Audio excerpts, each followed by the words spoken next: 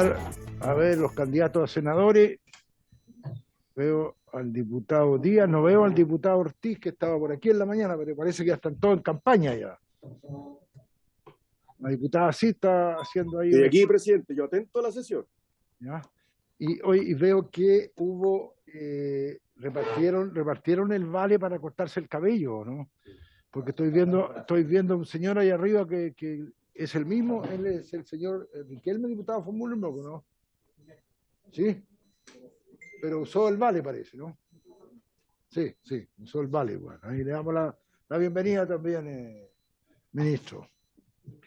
Bueno, entiendo que el ministro de Educación venía por ahí acercándose también. Mire, justo, estábamos partiendo y dándole la bienvenida aquí. Agradecerle que esté presente. ¿Ya? Usted no va a ser candidato a senador como algunos de los nuestros que ya están ahí, ya. Llega otro candidato a senador. Buenas tardes, senadores.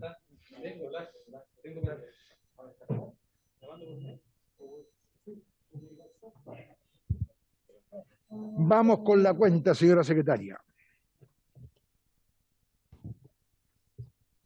Presidente, es una carta que mandan una reunión denominada Congreso Internacional Extraordinario de la Organización del Comercio Detallista y Turismo de las Américas, que efectuó la Cámara de Comercio Detallista y Turismo de Chile, y es nada más que una carta informativa de cuáles fueron los acuerdos, no es que pidan nada a la comisión, es contar la reunión que hubo, que tiene que ver, sí, de la vuelta de los emprendedores y cómo pueden... ¿Podemos darle copia? Sí, a los siempre está el subido todo, Sí, presidente.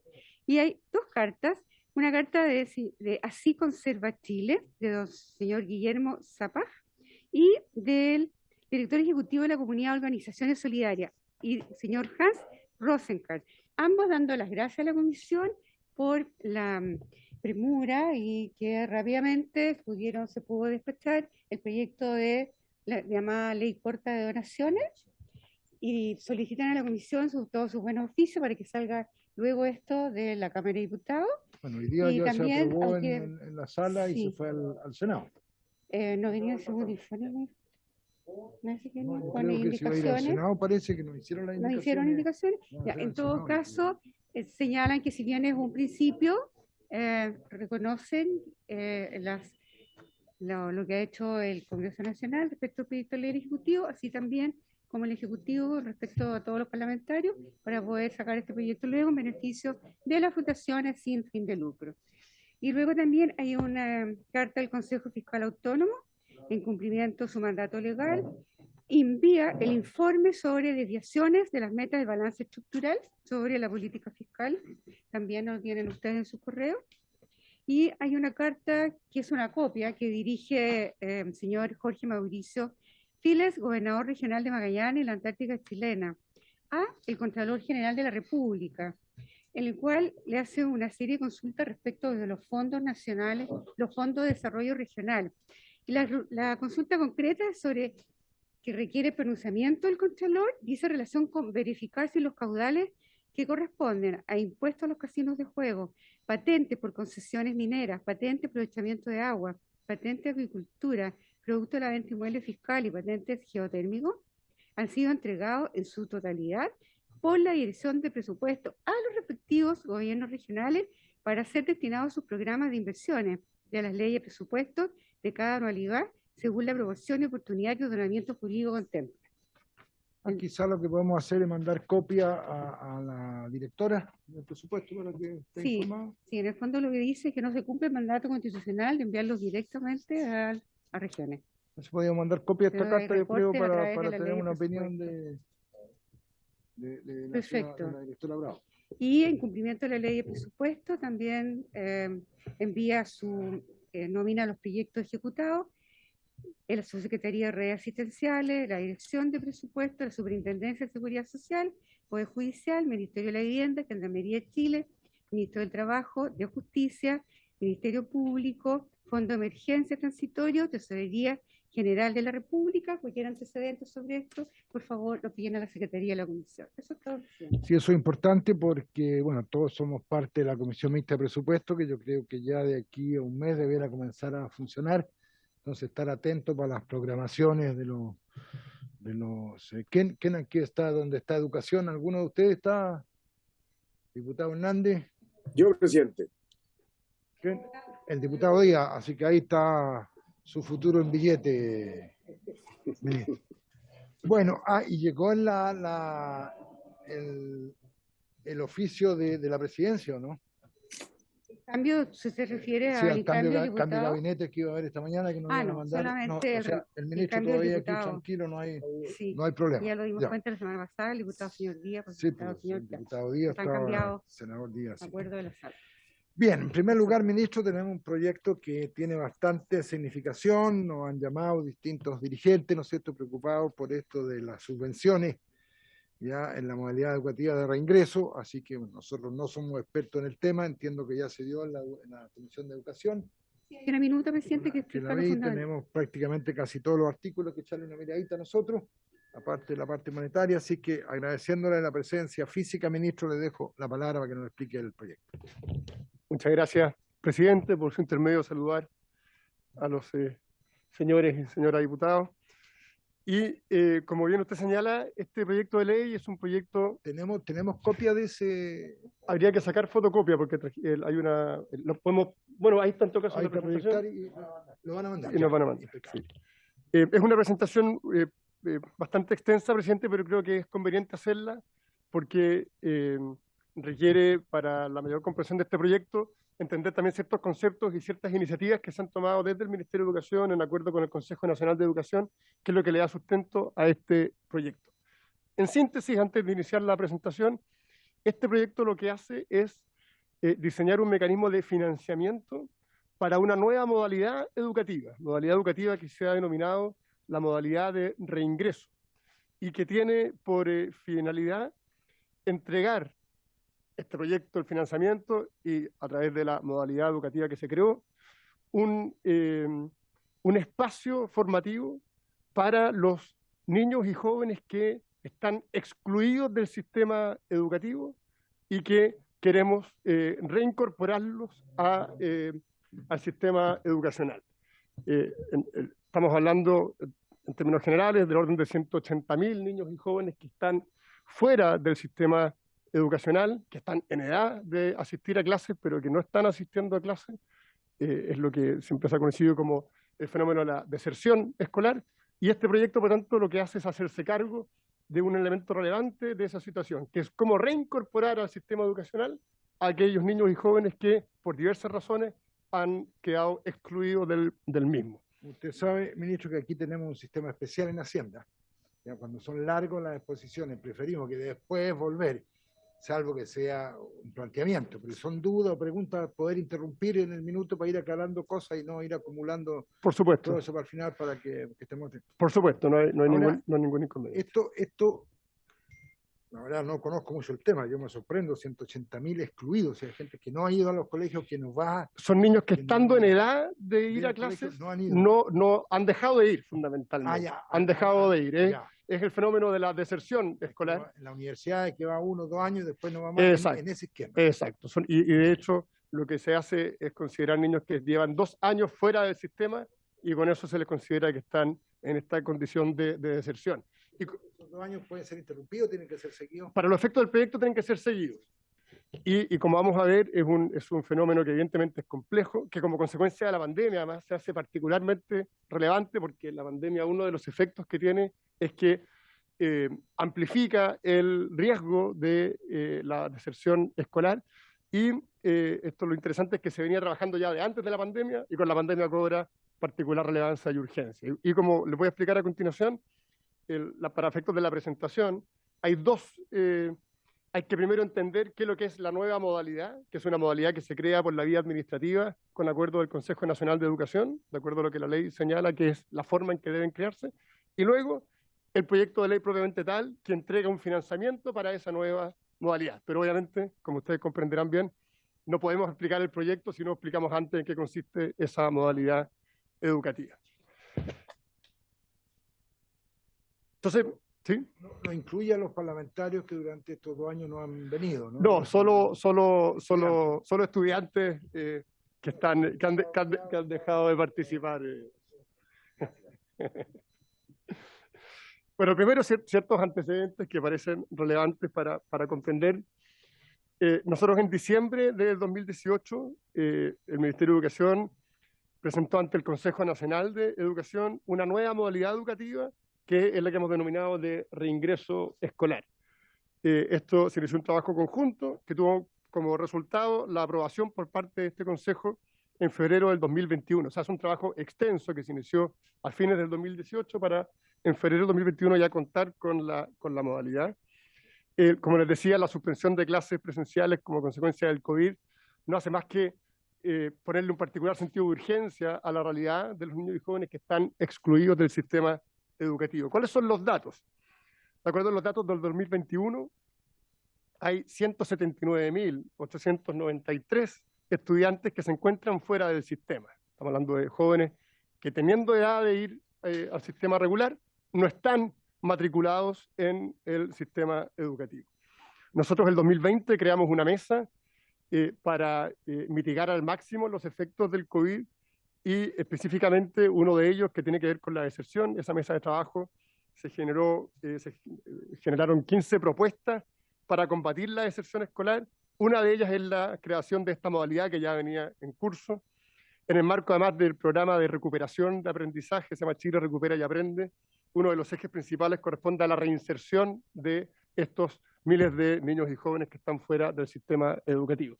En términos simples, cuando hablamos del problema de la deserción escolar, se puede abordar o se debe abordar desde 2 puntos de vista: la retención de los alumnos en el sistema y la recuperación de aquellos que lamentablemente por diversas razones ya han quedado fuera del sistema. Este proyecto aborda ese segundo eje de política. Y en el análisis descubrieron, o quizás está más adelante, las causas, enfermedad. Bueno, viene está más adelante. Estamos tan coordinados, presidente, que viene ahora, en la presentación.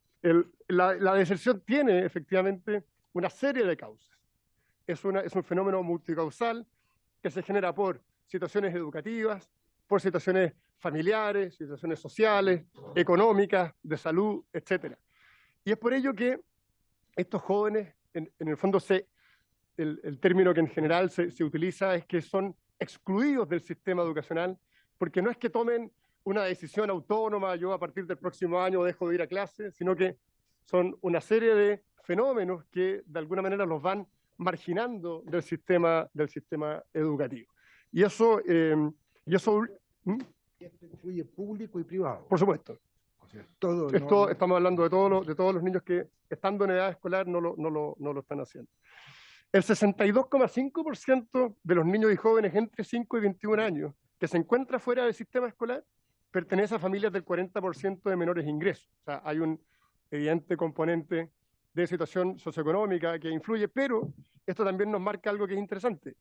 El 40% es un porcentaje, o sea, el 62% es un porcentaje alto, por lo tanto, el tema socioeconómico es relevante, pero no es el único. Existen jóvenes que incluso teniendo una mejor situación socioeconómica, por diversas razones, también terminan dejando el sistema educativo. Tiene una frecuencia 4 veces mayor de consumo, los que están fuera del sistema, 4 veces mayor de consumo de drogas, 2 veces mayor de consumo de alcohol que los que se mantienen en el sistema educativo. El 63% de los estudiantes con maternidad o paternidad adolescente abandona su educación. Allá hay otro fenómeno que incide en la exclusión escolar. El capital cultural de las familias también es un elemento a considerar. En la mayoría de los casos tienen padres que no han completado la educación y eso tiene mucho que ver con las expectativas que la familia le asigna al terminar la educación. Lamentablemente, cuando los niños provienen de familias donde los padres no han terminado la educación, el valor de lo relevante que es terminar ese ciclo no se transmite adecuadamente y por lo tanto también es un fenómeno que influye. ¿Esto solo estamos hablando de niños jóvenes nacionales o incluye los inmigrantes? No, esto también Ah, incluye los migrantes, sí. Ahora, curiosamente, los migrantes tienen una alta escolarización, porque entre otras cosas son familias que vienen en búsqueda de mejores oportunidades y encuentran o aprecian en la educación un mecanismo para insertarse en la sociedad a la cual están llegando, ¿cierto? pero es un fenómeno general, digamos, no tiene... Y ciertamente también hay un tema de estigmatización y baja expectativa que generan frustración y falta de motivación por la educación. Hay un tema muy asociado a la falta de expectativas cuando los niños ven que o creen que no van a estar en condiciones de rendir adecuadamente, se van marginando del sistema educativo.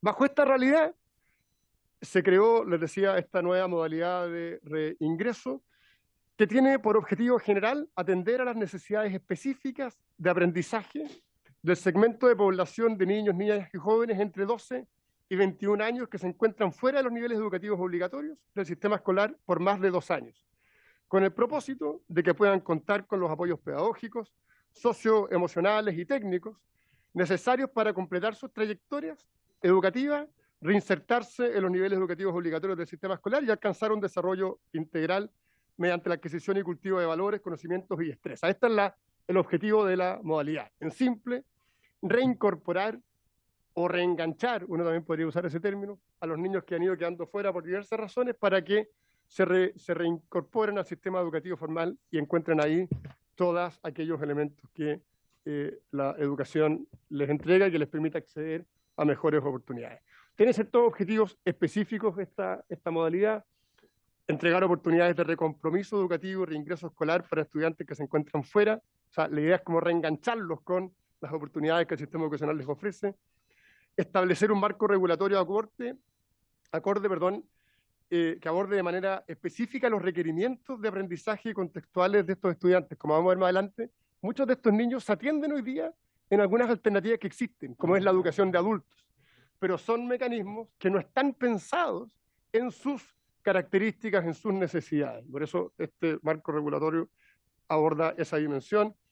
Reconocer distintas trayectorias educativas y favorecer la continuidad de aprendizaje. En el fondo, son niños que tienen distintas trayectorias, han sufrido distintas dificultades y por tanto es un mecanismo más flexible que favorece los aprendizajes en ese mundo más diverso.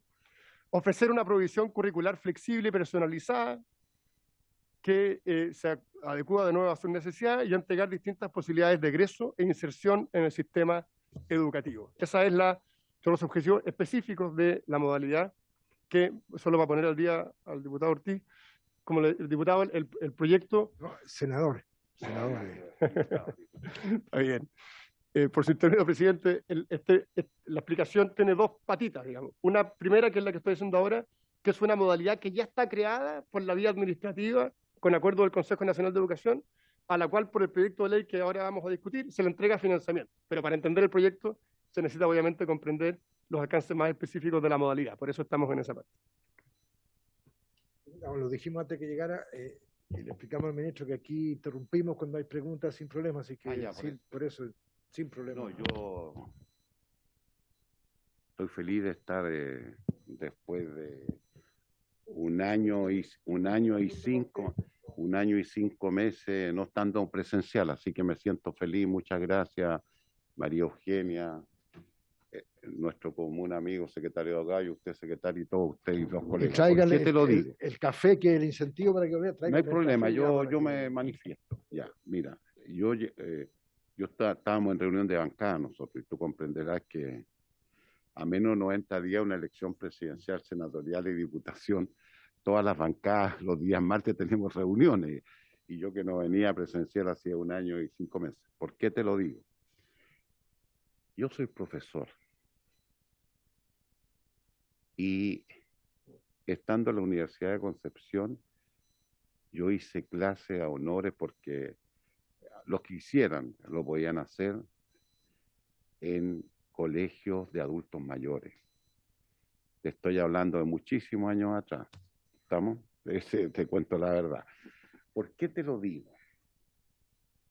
Porque la educación de adultos empezó a agarrar vuelo después de la reforma educacional de Eduardo Frei Montalva, que en paz descanse, que fue el año 67. Y ahí empezó masivamente y había una motivación muy especial también para el profesorado que tenía una renta especial. ¿Por qué te lo digo esto? porque la reforma educacional del 67 del presidente Frei Montalva te planteó primero el cambio, en vez de 6 años de enseñanza básica, 8 y 4 en la media. Y algunos, pues, ¿qué tiene que ver? Tiene mucho que ver, porque se planteó el tema de matrícula plena. Y en el fondo se está repitiendo un poco esto, que hubieran habido niñas o niñas que hacía 3, 4, 5 años o 6 años que no estaban estudiando, no se les ponía el problema de la edad. Por ejemplo, en enseñanza, después de la modificación de los 7º y 8º años, ingresaron como alumnos jóvenes y niñas de hasta 18 años. Oye, hacía muchos años. Entonces, yo lo que veo aquí, es cierto, hay un programa que ustedes ya lo tienen, pero el otro, ¿en qué forma va a operar? Porque por acá en esos años, no es que uno viva en función de lo pasado, sino que se les dio todo tipo de facilidades para adultos mayores que se matricularan y todo. Y además de eso, después se regularizó el 2x1. Entonces, ese tipo de cosas, ¿cómo va a operar con este proyecto? Nada más. Clarísimo, diputado.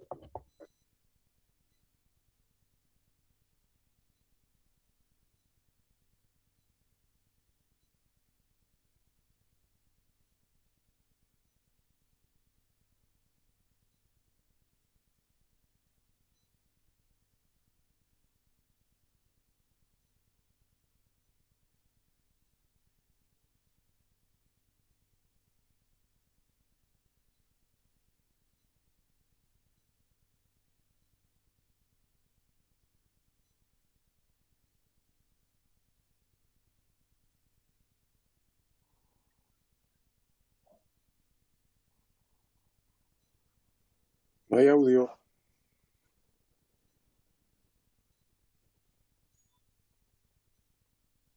Ahí sí, ahí se escucha, sí, perdonen. No, Ahí sí, decía ahí sí. que, gracias, decía que, que son niños que por diversas razones están fuera y por tanto pretender que van a volver al sistema educativo eh, con las mismas características que el sistema general tiene, obviamente sería un error de diseño y por tanto la alternativa tiene que tener una adaptabilidad, una flexibilidad propia para adecuarse a las condiciones específicas de esos niños. ¿Qué significa esto? Primero, que la modalidad ofrece diversas posibilidades de reinserción y reingreso para las distintas trayectorias escolares previas. Vamos a ver después de que esto abre como un abanico de alternativas, ¿cierto?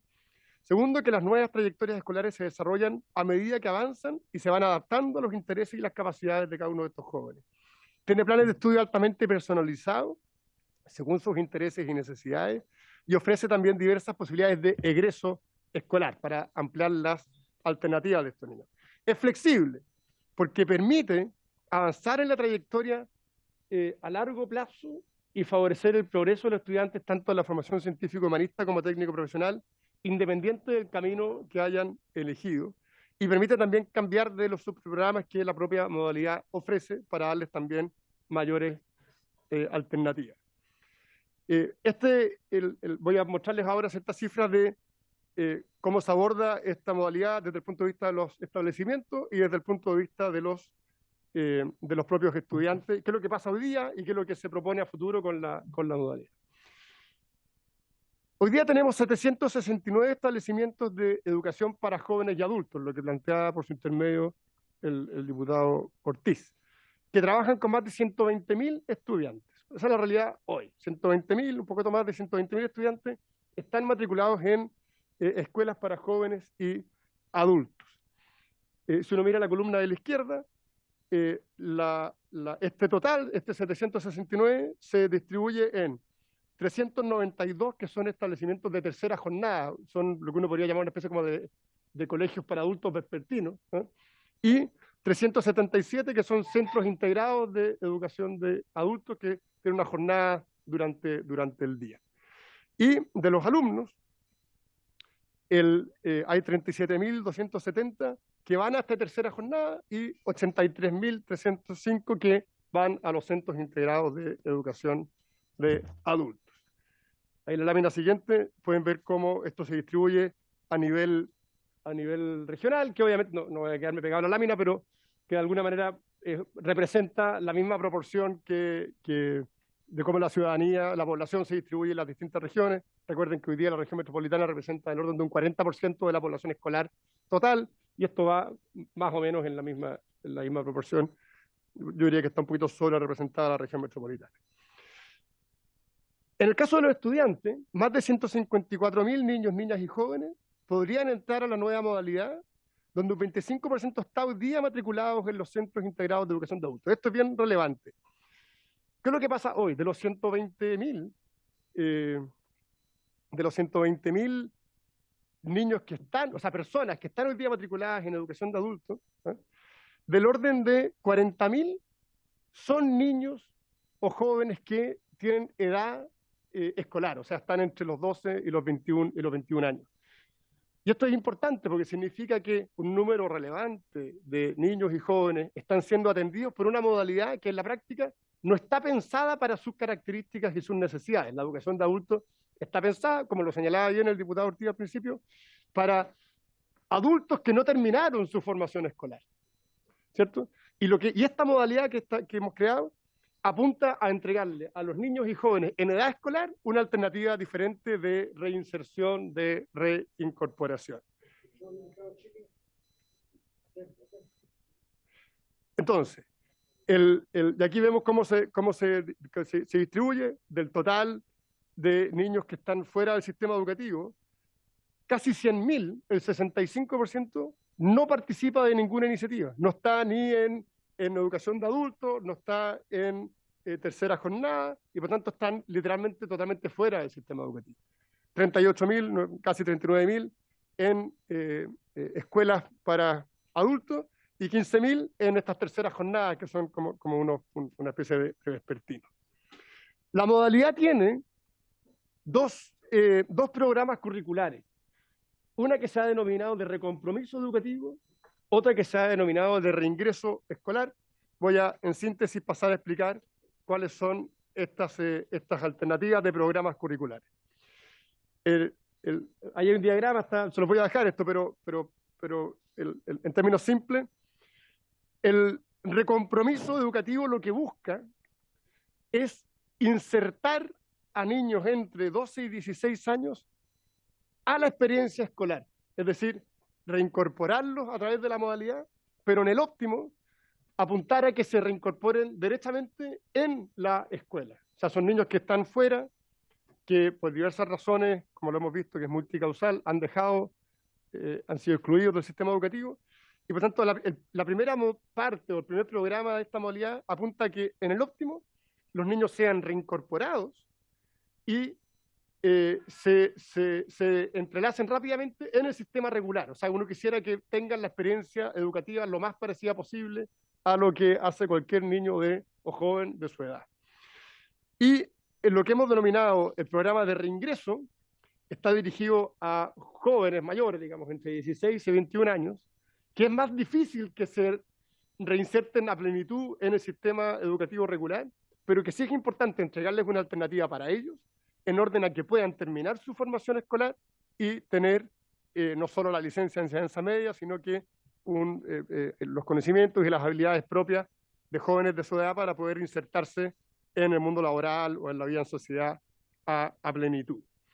Voy a pasar más rápido esto porque la presentación se las voy a dejar, pero lo que viene es una explicación más específica de lo que les acabo de señalar. Son estas dos modalidades, el recompromiso, el reingreso. El recompromiso tiene un fuerte énfasis afectivo, con foco en las habilidades socioemocionales. Se busca reincorporar, restaurar este compromiso educativo, y está centrado en los jóvenes entre 12 y 16, porque los otros, los mayores... Porque hablas de 12 y 16 y has llegado hasta 21. Claro. Los menores de 12 no hemos... Por los menores de 12 lo que se busca, la modalidad no está pensada en menores de 12, porque se entiende que aún estamos a tiempo de que se incorporen a los niveles de la educación regular tradicional. Y de hecho uno quiere evitar, además, incentivos a que dejen de ir porque después van a poder recuperar, ¿cierto? Entonces, esto es más bien, es una política evidentemente uno podría decir en el sentido más reactiva, ¿cierto? Uno no quiere generar un problema, sino que hacerse cargo de un problema que existe, y son los niños de 12 en adelante que tienen más dificultades. Y un poco para que se imaginen lo siguiente, un muchacho de 13 años que debiese estar en séptimo, octavo básico, y que dejó la escuela en cuarto básico. Si tú a ese joven lo llevas a cuarto básico, la verdad es que es imposible que se inserte. Y por eso hay que diseñarle un mecanismo específico que permita atenderlo, darle la atención que su condición de ese momento requiere, para en el óptimo enrielarlo rápidamente en el curso que le corresponde. Los mayores, los entre 16 y 21, se hace mucho más difícil. Un joven de 20 años que tiene que volver a primero medio, las probabilidades de que no enganche bien, entonces se opta por darle una salida que le ofrezca alternativas curriculares, académicas y de reinserción en la vida en sociedad. Entonces, esas son las diferencias entre el recompromiso educativo y la reinserción escolar, que es la otra alternativa, ¿cierto?, del programa. Además, hay un tema vinculado al currículum de esta modalidad. Hay ciertos principios relevantes para la construcción curricular de la modalidad que nos parece importante que ustedes conozcan. La pertinencia, priorizando el desarrollo de aprendizajes esenciales y aprendizajes útiles para desenvolverse en la vida. Esto implica un foco en el desarrollo de habilidades cognitivas y socioemocionales. La adaptabilidad como un elemento central, donde se favorece el desarrollo de trayectorias educativas personalizadas, planes de estudio que permitan el progreso en el logro de aprendizaje y un egreso exitoso. Y la eficacia, es decir, que se favorezca el desarrollo de planes de estudio más cortos y atractivos para los estudiantes. Por lo mismo, no quiero repetirlo, pero necesitan un abordaje diferente. Con base a estos principios, se debe construir adecuaciones curriculares en los currículums vigentes para la educación regular y de adultos, permitiendo dar una respuesta efectiva a los requerimientos específicos del aprendizaje. Hay otras consideraciones curriculares, metodologías que favorezcan el compromiso emocional de los estudiantes. Son niños que requieren un compromiso socioemocional particular, porque obviamente han tenido muchas mayores dificultades, digamos, que el promedio de los jóvenes de su misma edad, jornadas más cortas. Por ¿sí? ejemplo, ahí tenemos, no soy muy experto, pero lo que uno escucha, por ejemplo, en el Sename, que tiene ciertos centros, o sea, habrá otras áreas así de instituciones. ¿Y esos también o son los para particulares o esos también? No, son los niños, por ejemplo, del Sename. Que está detenido, no sé, no entiendo. En el fondo es lo siguiente, presidente. Los niños del Sename son un buen ejemplo. El esfuerzo que hace el Sename, y ahora además, bueno, ustedes saben, estamos en un proceso de reconversión, ¿cierto?, de los hogares del Sename a través del servicio Mejor Niñez. El objetivo es insertar a esos niños en el sistema regular. Hay niños del Sename hoy día, y el grueso, y nos parece muy positivo, que van a clases regularmente. Ese es el objetivo principal, que no queden excluidos del sistema educativo. Ahora, existen también niños del Sename u otros niños que no necesariamente están en el Sename, que han ido dejando el sistema educativo de lado, y para todos ellos da lo mismo donde estén, digamos, es lo que se busca ir a rescatar de alguna manera y reinsertarlos de una manera diferente. Porque la clave acá es lo que hemos dicho, es que si uno cree que simplemente por llevar a un niño que lleva 3 años fuera de la escuela, tú lo vas a tomar y lo vas a llevar a un colegio como si aquí no hubiese pasado nada, por decirlo en simple, las posibilidades de que se reenganche con el sistema educativo son mínimas.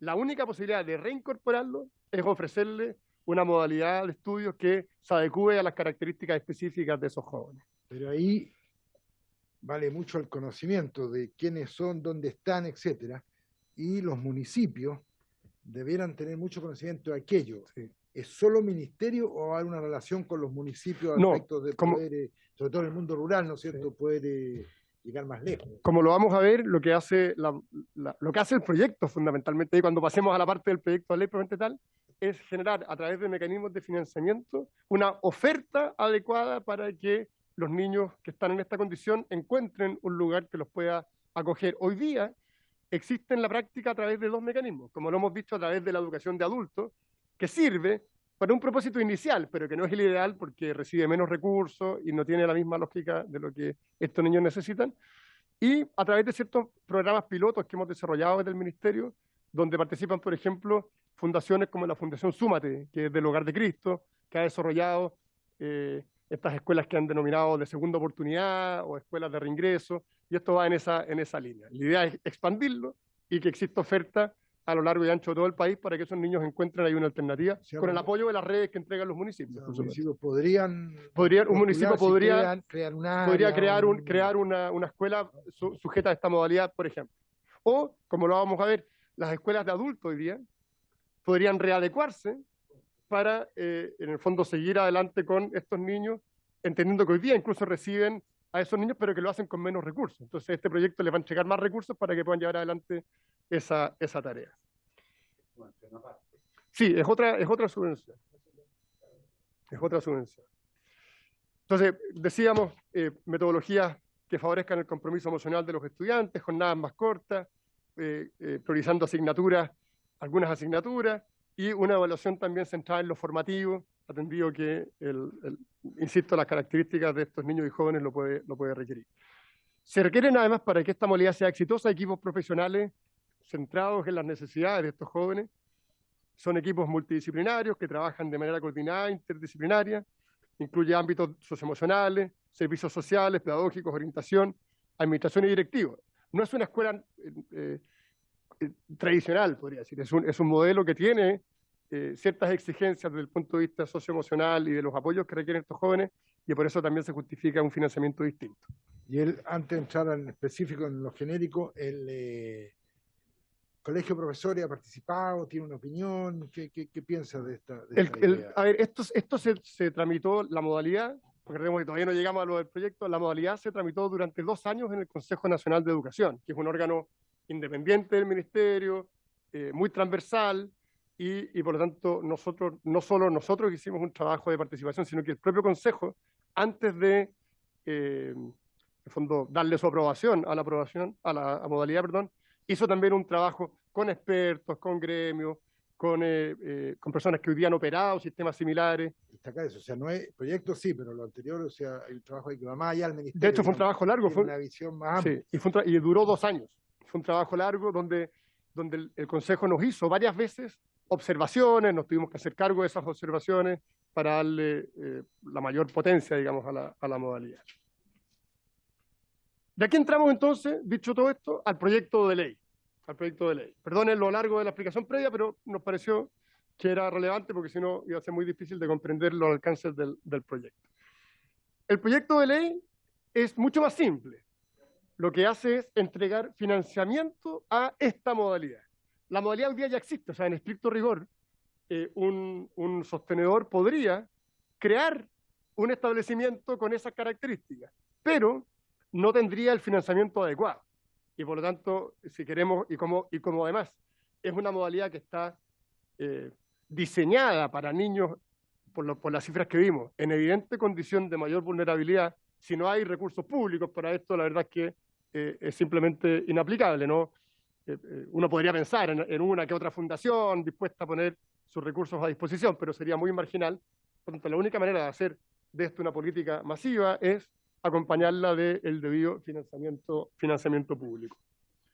Y por tanto, este proyecto, en simple lo que hace es entregarle apoyo financiero a esta iniciativa. Lo primero, bueno, ciertas observaciones generales al proyecto.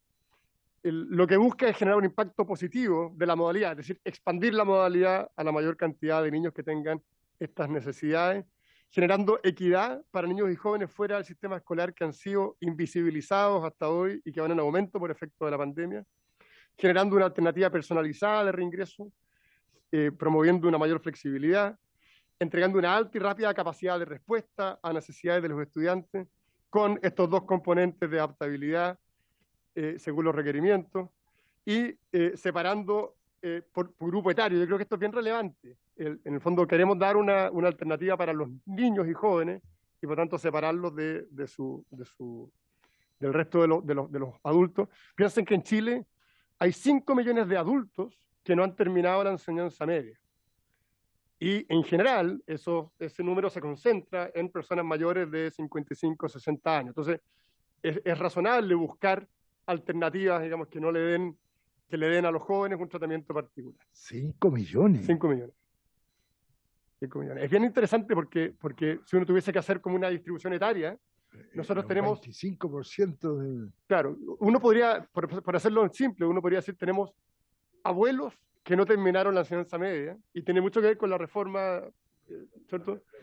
Abuelos que no terminaron la enseñanza media, hijos que terminaron la enseñanza media, y nietos que hoy día están en la educación superior. O sea, hay una progresión ahí muy interesante, y por eso es que el grueso de esos adultos que están fuera se concentran en grupos etarios de 55 años hacia arriba. Por supuesto que está distribuido, pero la concentración es de los 55 años hacia arriba.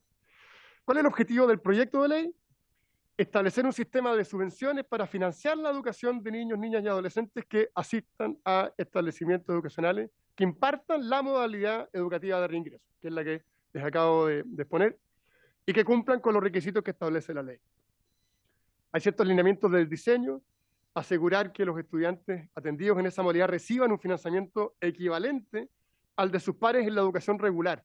Esto es bien importante porque hoy día, por lo que hemos señalado, los niños que van a la educación de adultos reciben una subvención menor que la de sus pares de la misma edad que va al sistema regular.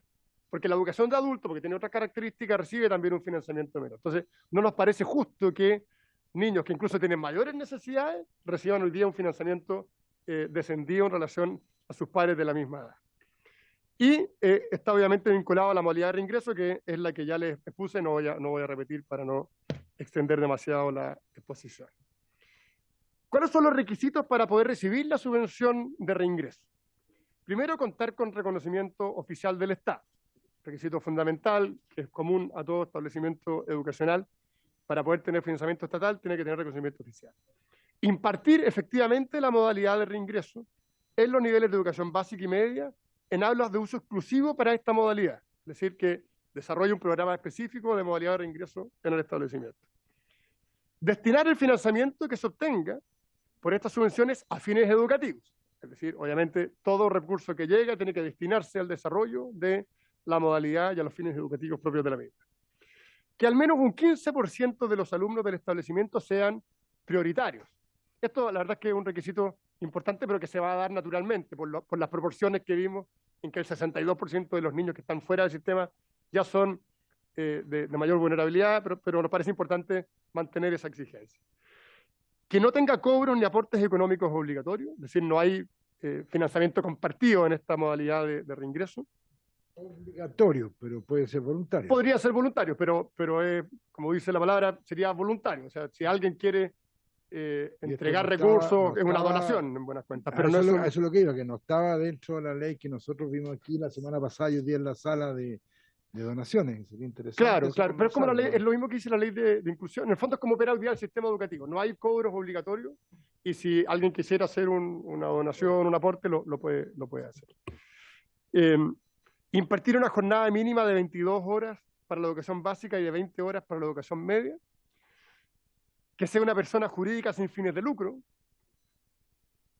Que incorpore en el proyecto educativo un énfasis en la recuperación de la trayectoria escolar de los estudiantes, que esto es bien obvio porque es como el carácter fundamental de la modalidad, por lo tanto, si tiene la modalidad va a cumplir con ese requisito, y que obviamente se encuentren al día los pagos de las remuneraciones y cotizaciones previsionales, si no, no pueden recibir la subvención. Existen 4 subvenciones principales, en el fondo hay 4 líneas de financiamiento a través de este proyecto. Primero, una subvención base, que reciben todos los establecimientos que reúnan los requisitos que acabamos de ver. Segundo, una subvención por vulnerabilidad, es decir, un aporte complementario, si acaso los alumnos son prioritarios o preferentes, se ocupan aquí los mismos criterios de la subvención escolar preferencial, pero sin las restricciones de la subvención escolar preferencial. Basta que el niño tenga esa característica de prioritario o preferente para que reciba el aporte complementario del establecimiento. Hay un incremento por zona, porque las remuneraciones, ya saben, se incrementan también por zona y por lo tanto debe estar considerado en el financiamiento. Y lo mismo por ruralidad. Aquí, diputado Mayá, usted que me representa, deje escrito su región y la mía en ruralidad, que aquí tiene que venir. Sí.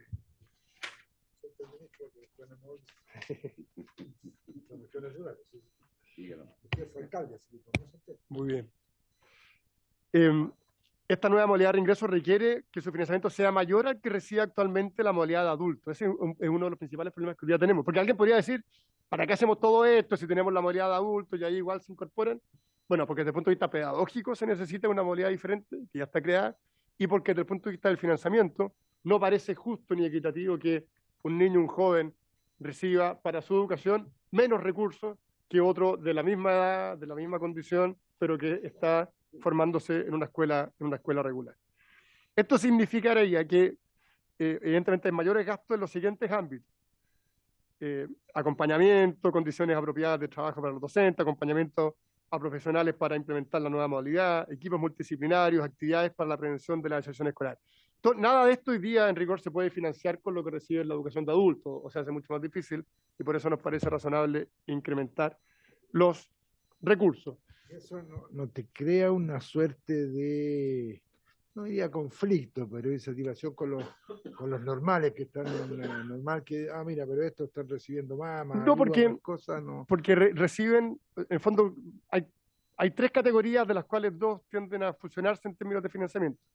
Sí los que van a seguir recibiendo, en términos relativos, menos recursos son las escuelas de adultos. Las escuelas de adultos no tienen un incremento en este momento porque este proyecto no se refiere a eso, es una cuestión distinta. Uno podrá discutirlo y es interesante ver cuáles son esas necesidades, pero este proyecto no toca a la educación de adultos en aquella parte que se encarga de formar adultos mayores de 21 años. Sí nos parece que es fundamental que un niño de 12 años, un joven de 21, que tiene que terminar su formación escolar, no puede ser que ese niño reciba menos recursos que uno de la misma edad que está en el sistema regular. Y este proyecto de alguna manera viene a equiparar esa realidad. Si ustedes se fijan en el gráfico que está en la lámina, muestra en la columna de la izquierda cómo se financia hoy día la educación de adultos y la de la derecha cómo se financia se financiaría la modalidad de reingreso. Y uno pasa en el máximo 73.000 pesos para los adultos, 132.000 pesos para la modalidad de reingreso. Estamos hablando de un incremento que en promedio significa un 79% más de recursos para estos niños que tienen esta necesidad. Esa es la esencia del proyecto. Un proyecto, como ven, bastante simple, pero que dice relación con una modalidad que es bastante más compleja. La implementación tiene 5 principios básicos para asegurarla adecuadamente. Primero, una gradualidad. Esta modalidad se implementa de forma gradual durante 5 años. Tanto 5 años. Sí, y esto ya le voy a hacer una indicación ahí. Bajémonos por lo menos lo que dura un gobierno, 4 años.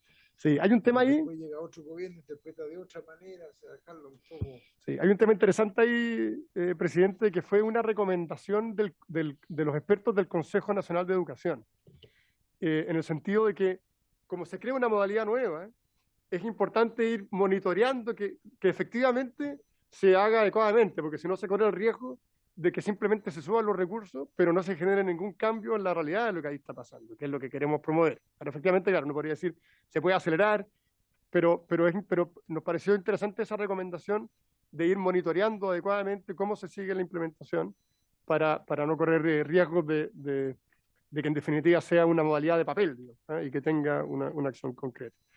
Hay un acompañamiento que tiene que ver con lo mismo, que se acompaña a las comunidades educativas que decidan impartir la modalidad para dar apoyo en la preparación, desde el punto de vista pedagógico, logístico, entre otros.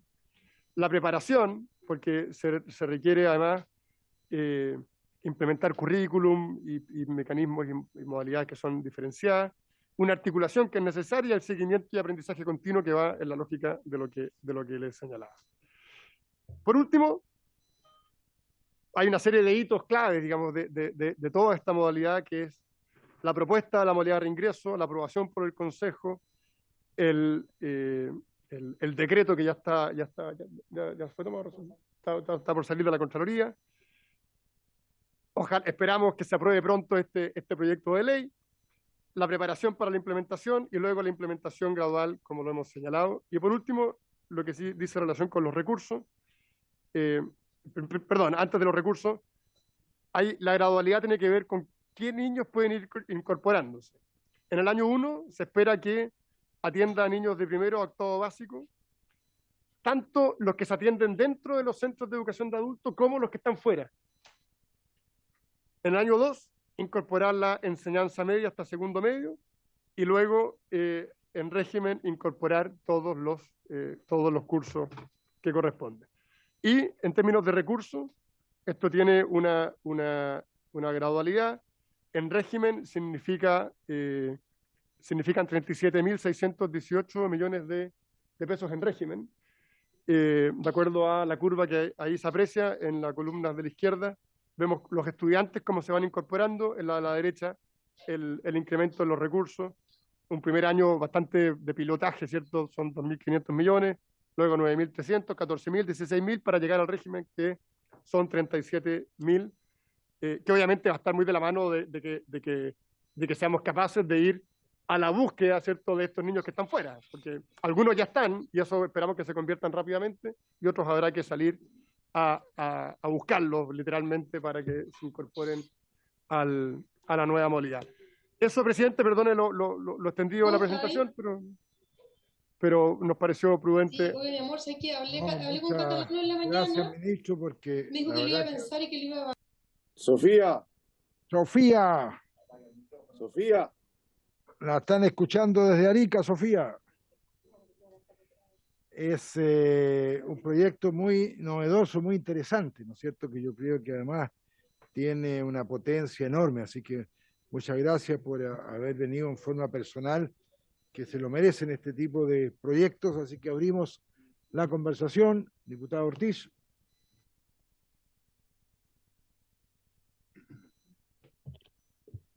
A mí me parece algo positivo desde el punto de vista de que hay gente que todavía sigue discriminada. Y la única manera es este tipo de proyecto de ley que mal tiene un financiamiento, pero en régimen de 37.000 millones de pesos. Yo la consulta que te haría a ti como ministro de Educación es la siguiente. Nosotros todo el país tenemos claro en que prácticamente hoy día hay cupo de matrícula prácticamente en todo el sistema educacional, porque esa es la verdad, a excepción de algunos colegios especiales, particulares, que naturalmente que la subvención, o sea, el pago mensual es caro y hay una serie de situaciones que ellos colocan. ¿Por qué va mi pregunta por este lado? ¿Y por qué planteo esto? ¿Ustedes han visto la proyección que se tenga que hacer un aporte extraordinario de contratación de profesores para horas de clase en esta modalidad de reingreso? ¿Por qué te lo digo? Porque actualmente no hay problema. O sea, por ejemplo, en mi distrito histórico, Concepción, Chihuayante y San Pedro de la Paz, los 3 municipios tienen vacantes, y vacantes importantes, pero no se ha cortado a ningún profesor. Qué bueno eso, porque le han fijado tareas complementarias que están aprobadas por ustedes. Entonces, eso, ¿qué proyección ven ustedes en eso? Nada más. Gracias, diputado Ortiz. Diputada Sofía, sí, la vi que estaba por ahí intentando hablar. No. Diputado Chilin, antes del final, para que nos conteste toda la respuesta del ministro. Diputado Chilin. Gracias, presidente. Buenas tardes, ministro. Yo quiero hacer una pregunta que tiene que ver con la gradualidad que se propone. Es evidente que tiene la virtud esta gradualidad de ir asegurando que en tierra ignota se vayan dando pasos en terreno firme. Pero a mi juicio tiene un problema que me gustaría que el ministro lo pudiera explicar, porque en el año 1 estaría destinado a primero a octavo básico. El año 2, segundo medio dentro del sistema, medio fuera del sistema. Aquí los que, por ejemplo, estarían para entrar el año 2 por su propio crecimiento natural, muchos de ellos van a pasar al año 3. y los que estaban en el año, para entrar en el año 3, bueno, probablemente van a estar en el 4 y algunos van a terminar estando fuera de por su crecimiento natural. ¿Cómo se resuelve eso de tratar de capturar a toda la población susceptible de beneficiarse de este proyecto, los 5 millones de estudiantes? Gracias, diputado Chilin. Bueno, como le decía, ministro, aquí tengo una indicación que ha sido respaldada unánimemente por los parlamentarios de acortar el periodo de 5 a 4 años. ¿Ya? Me parece que si esto se va a aprobar, va a estar para el próximo gobierno que los 4 años quede terminado y no quede una colita que donde se gasta en ese quinto año más plata que los otros 4 y quede cerrado y le demos una obligación al próximo gobierno. Así que está esa indicación que ha sido presentada y luego la vamos a votar. Diputado, alcalde, futuro senador, don Come Mellado. Gracias, presidente. Presidente, en estos tiempos hablar del reingreso escolar creo que es un tema que a la comunidad en general le preocupa, pero también desde la propuesta que hace el Ejecutivo con respecto a este reingreso y sobre todo en materia de subvención escolar, la posibilidad, ministro, por su intermedio, presidente, de que se mejore la subvención para los niños que se busca que reingresen, porque sin duda son los más vulnerables según los antecedentes que se entregan acá. Por lo tanto, la posibilidad de aumentar un poco la subvención para los niños más vulnerables creo que sería una buena señal, entendiendo de que lo que se busca es tratar de atraer de la política pública a poder apoyar a la educación que está hoy día en este tiempo, sobre todo, está siendo más perjudicada. Gracias, presidente. Gracias, diputado Mellado. Diputada Sofía Cid. No. No. Diputado von Mullenbrock. Gracias. Diputado von Mullenbrock.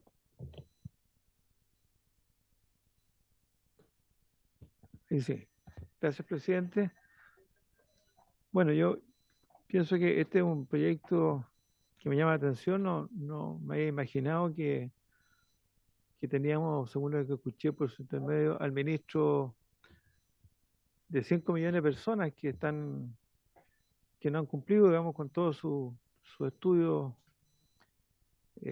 medios, por decirlo. Por lo tanto, creo que tiene un alto impacto social, que se me ocurre que ustedes lo tienen que haber medido para tenerlo aquí como proyecto priorizado dentro, digamos, y dentro, digamos, de su larga lista de proyectos alternativos que deben haber. Mi pregunta es, por el otro lado, ¿han tenido algún tipo de evaluaciones de grado, digamos, de interés de las personas en poder reinsertarse? O sea, en otras palabras, encuentro una muy buena iniciativa del ministro de Educación, pero, como dicen, para bailar tango se necesitan dos.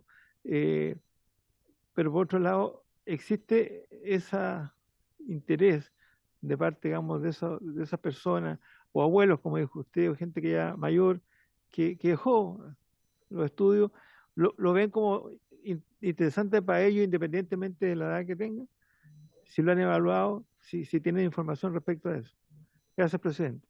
Gracias, diputado von Mullenbrock. Finalmente, senador Díaz, ¿algo que agregar? Gracias, presidente. Saludo al ministro.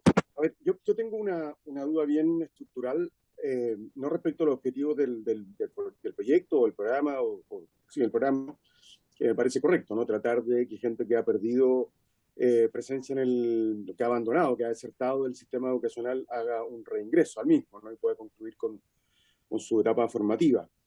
Pero tengo una diferencia estructural sobre el método de las subvenciones en particular. Creo que es un mecanismo que tiene muchas debilidades. Entonces, la pregunta que yo le quiero hacer es cómo se evita que se deforme como se deformó en su tiempo y como se ha seguido deformando en su tiempo la captación de subvenciones, ¿no? Por ejemplo, priorizando a aquellos que tenían mejor asistencia, menos enfermedad, menos características personales menos problemáticas, como muchas veces los colegios y las escuelas utilizaban, más bien los colegios particulares subvencionados, para asegurar la subvención. Es decir, un poco estaban en asegurar la subvención más que en abrir sus puertas a la diversidad que hay en la realidad escolar de Chile.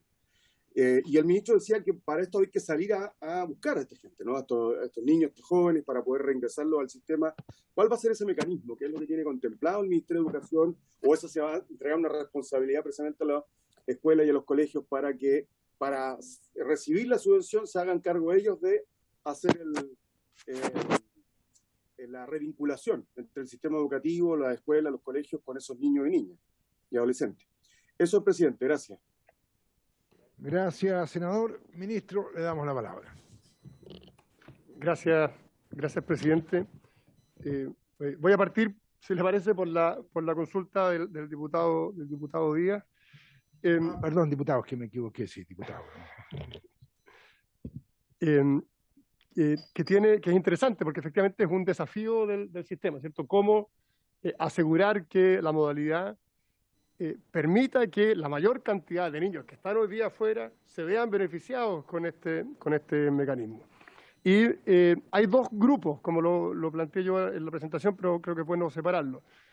Primero, un grupo de jóvenes que ya están educándose en los centros de formación de adultos, donde ahí, bueno, están, y por lo tanto lo que nos parece importante es darle a esos jóvenes mejores posibilidades de desarrollo a través de una modalidad pensada en sus necesidades, sus características y un financiamiento acorde a esas necesidades. Respecto a ese grupo, obviamente, ya estarían inmediatamente, más allá de la gradualidad, a lo que me voy a referir en un segundo más, pero ya estarían considerados en el proyecto. El desafío que plantea por su intermedio el diputado Díaz, que es algo que se discutió mucho también en el trabajo con el Consejo Nacional de Educación, es cómo asegurar que los niños que están totalmente fuera, es decir, que ni siquiera se educan en los centros de formación de adultos, sean recogidos por esta modalidad y encuentren acá una vía de formación completa. Y son varias cosas. Primero, entendiendo que pueden haber diferencias respecto del mecanismo de la subvención, que es una discusión, ¿cierto?, generalmente más amplia. Nos parece que el hecho de que se financie por vía de subvención es evidentemente un incentivo para generar, en este caso, una mayor retención de los alumnos que por definición, y aquí a lo mejor lo que hay una cuestión que puede generar consenso, que por definición del modelo son prácticamente todos niños y jóvenes que tienen aquí particulares necesidades y ciertas carencias. Por lo tanto, es una modalidad pensada en niños que en general tienen carencias, que es lo que los llevó a dejar el sistema educativo. Y por lo tanto hay un primer incentivo ahí que nos parece que en este caso cobra particular relevancia. Pero además, la propia modalidad establece una lógica de coordinación entre diversos sectores.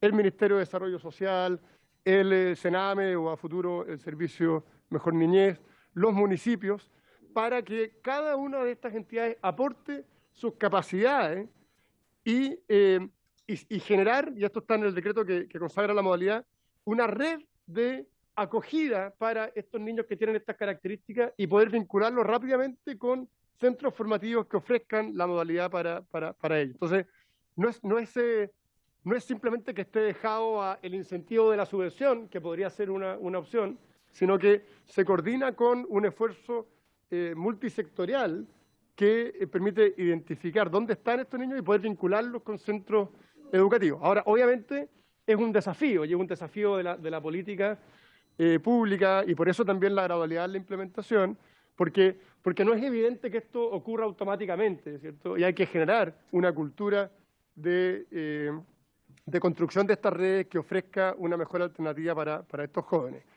El diputado von Millenburg, por su intermedio, preguntaba si hay interés por asistir a estos centros.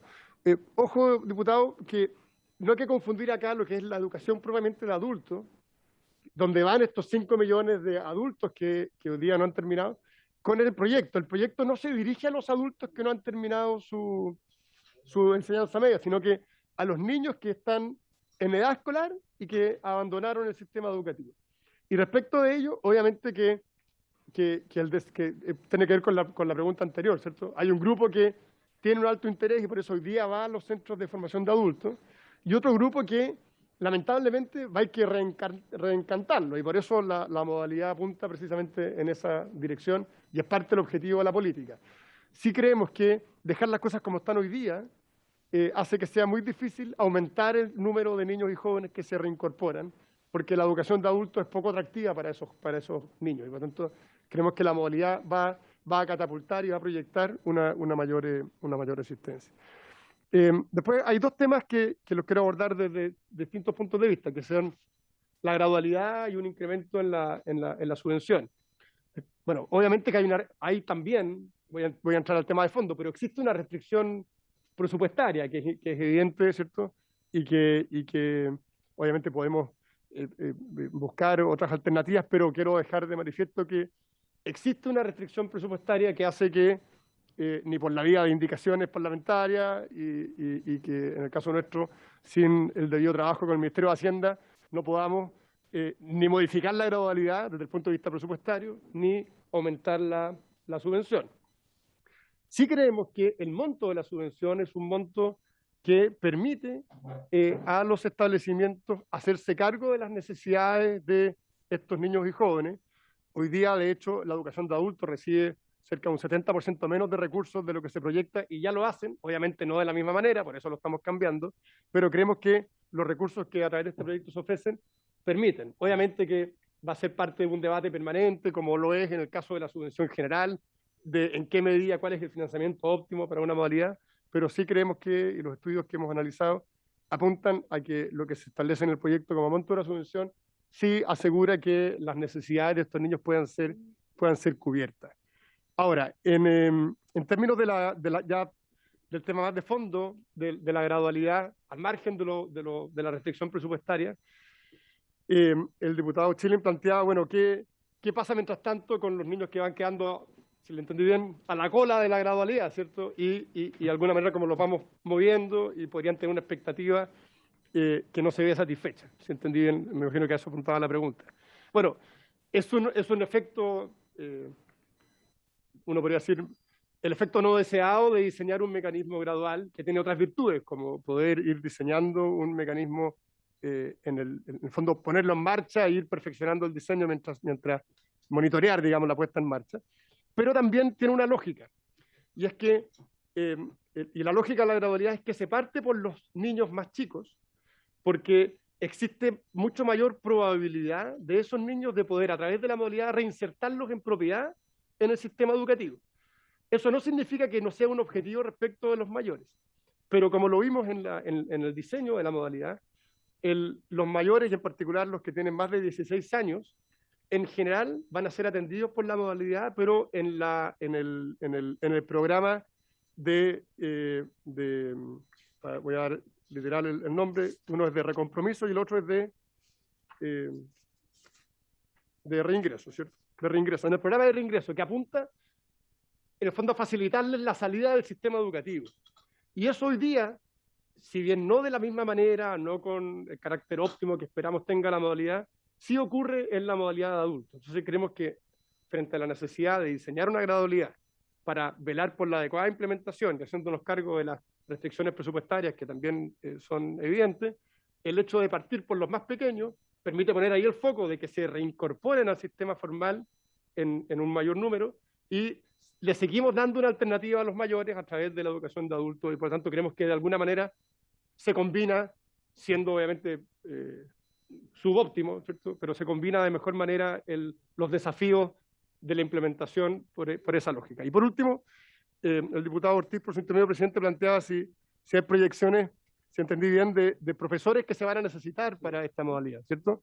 Bueno, el financiamiento propuesto considera la remuneración de los docentes y del equipo multidisciplinario que debiese formar parte de esto. Sí, pueden haber varias modalidades, esto es bien interesante, porque puede darse la situación de establecimientos que se dediquen exclusivamente a esta nueva modalidad, como hay aquellos que se dedican exclusivamente a la educación de adultos. Sí, claro. Por ejemplo, actualmente todos los colegios para adultos tienen vacantes. Te lo digo por mi distrito yo. O sea, ese tipo de profesorado, ¿lo piensan traspasar ustedes a esta modalidad? ¿Cómo? ¿Qué edificios van a hacer? estos edificios también que tienen salas, no sé, salas disponibles. ¿Cuál va a ser el procedimiento? Es una buena pregunta, diputado, porque son diversas las alternativas. Entonces, pueden darse los siguientes escenarios. Por ejemplo, centros de educación de adultos que hoy día reciban en su mayoría jóvenes en edad escolar, que tendrían que reconvertirse, y en ese caso no significa que tengan que irse los profesores que actualmente están, sino que probablemente contratar equipos o algunas personas para complementar los equipos con una lógica más adecuada para la modalidad. Puede darse también que un colegio regular decida ampliarse para incorporar estas aulas de reingreso, en cuyo caso obviamente puede ser que tengan profesores con los atributos o que tengan que contratar a otros. Por tanto, son diversas las alternativas, es bastante casuístico, pero el financiamiento que se entrega a través del proyecto sí permite hacerse cargo de todas esas alternativas. Entonces, si no hay más consultas, les propongo que votemos primero la indicación y luego todos los artículos de una. Si no hay más indicaciones, los artículos corresponden en Hacienda, que son todo el proyecto menos 2 artículos, podemos votar de una sola vez. 10 artículos, ahí sí ya. Sí. Si nadie pide votación separada. Presidente. Sí, sí. No, muy simple lo siguiente, que te quiero consultar a ti. Afirmamos todos la indicación de la disminución de 5 o 4 años y que tú eres el autor, hay una lógica, a los 4 años al menos nadie sabe lo que puede pasar en la nueva constitución, todo lo que tú quieras. Lo que yo la consulta, si es que aprobamos esa indicación, ¿se pueden de verdad cortar los plazos? Sí, eso. No. Presidente, entendiendo el objetivo de la indicación, ¿cierto? Y asumiendo que busca agilizar y llegar con una buena política a la mayor cantidad de gente en un menor tiempo, sí me veo la obligación de señalar que por las características de la indicación considero que es inadmisible porque tiene un evidente impacto en la administración financiera. No es inadmisible porque estamos viendo que aquí el presupuesto es para 5 años y el mayor es en el 5.º año, ¿ya? Pero tú no estás gastando más, estás redistribuyendo. ¿Qué opina usted, señora secretaria? Presidente, mire, usted tiene razón respecto de lo que está diciendo de la disminución de los... El presupuesto es el mismo, solamente que va a ser, en vez de 5, distribuido en 4. Pero hay otro punto que estoy leyendo acá, que el proyecto de ley señala respecto a la gradualidad que al 5.º año, respecto a las postulaciones, tiene considerado que puedan postular entre 12 y 21 años. Entonces, yo no sé, el Ejecutivo tendría que, como no va a estar este 5.º año de gradualidad, incorporarlo en 4 años junto con los otros. No sé si se fija, es como efecto colateral. Entonces, ahí el Ejecutivo o tendría que... Lo que pasa, o sea, yo comparto ese no había visto la última parte, que está claro. Si lo que buscamos, ministro, o sea, estamos de acuerdo con el proyecto, pero es que la preocupación es que va a venir un gobierno y justo la mayor parte y el término y la más importante se está dejando para otro gobierno. Entonces, si yo ahora que se va a aprobar con este Parlamento quedar amarrado para el gobierno que viene, que sepa en su programa lo que va a tener que hacer, pero que después quede para otro gobierno, que es la mayor parte, porque eso es lo que a mí me asusta, si estuviera distribuido de otra manera. Pero efectivamente, si vemos los números, ya el último año equivale el 5.º año a todas las sumas del 1, 2, 3, 4. O sea, de hecho, lo que usted está diciendo, partamos, pero dejémosle no al gobierno que viene, sino que a otro que de verdad haga funcionar el sistema y le ponga las plata. Eso es lo que me preocupa, porque no podés dejarlo que en otro gobierno tiene 4 años para rearmarse el Ministerio de Educación, etcétera, y no dejárselo para un 5.º, ¿no es cierto?, donde va a estar todo el impacto. O sea, en 5 años más el otro gobierno puede decir, no me interesa esta cosa, y perdimos 4 años, que era una buena idea. Es por ahí por donde voy. No estoy en contra, ni mucho menos del proyecto. Lo que quiero es, me gusta tanto que dejarlo más amarradito. Sí, permiso, presidente, entiendo el punto. Yo tengo una diferencia, sí, que yo creo que efectivamente impacta en la administración financiera, porque una cosa es que el volumen de recursos no se ve alterado, pero obviamente impacta en la caja de cómo se distribuyen. O sea, si uno acorta un año, el Estado va a tener que disponer de más recursos en el año cuarto que lo que hoy día está contemplado. Y eso yo interpreto que sí genera sí significa intervenir en la gestión financiera del Estado. Ahora, al margen de eso, yendo a la pregunta como de fondo del presidente, yo entiendo y me parece interesante la presión por acelerar la implementación. Creo que entiendo el punto, pero creo que el hecho de que dependa del próximo o de un subsiguiente, el año final, no altera en términos de que es una obligación que está establecida por ley. Es decir, ese gobierno no va a tendría que enviar un proyecto de ley para suprimir y creo que no se aplicaría. Pero no, porque dependiendo quién, aquí estamos estudiando, pero puede decir esto en los 4 años anteriores no funcionó, que la mayor plata era el quinto, no funcionó, así que lo dejo al lado, voy a inventar otra cosa y qué sé yo. A mí me gusta el proyecto, por eso que la mayoría dejarlo no para el que viene, sino que para otro es lo que un poco me da esta inestabilidad respecto a que esto realmente se concrete. Entonces yo no sé si está bien. Sí. Ahora sí tengo una aprensión respecto de la administración financiera, porque... Ok, pero si de aquí al Senado puede darle una vuelta y buscar alguna otra alternativa, como de repente acelerar un poquito el año 1, 2, 3, 4, darle un poquito más de potencia y no dejar tanto para el quinto, o sea, pero buscar algo que deje más amarrado el proyecto en el gobierno que va a seguir. Eso es, ya yo retiro la invitación entonces.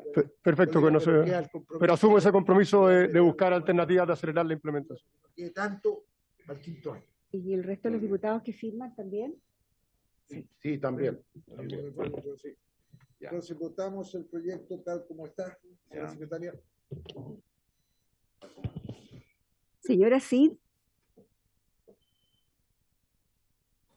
Señora Cid. La indicación, ¿verdad? Sí, el texto tal cual viene de la Comisión de Perfecto. Educación. A favor. Señor Díaz.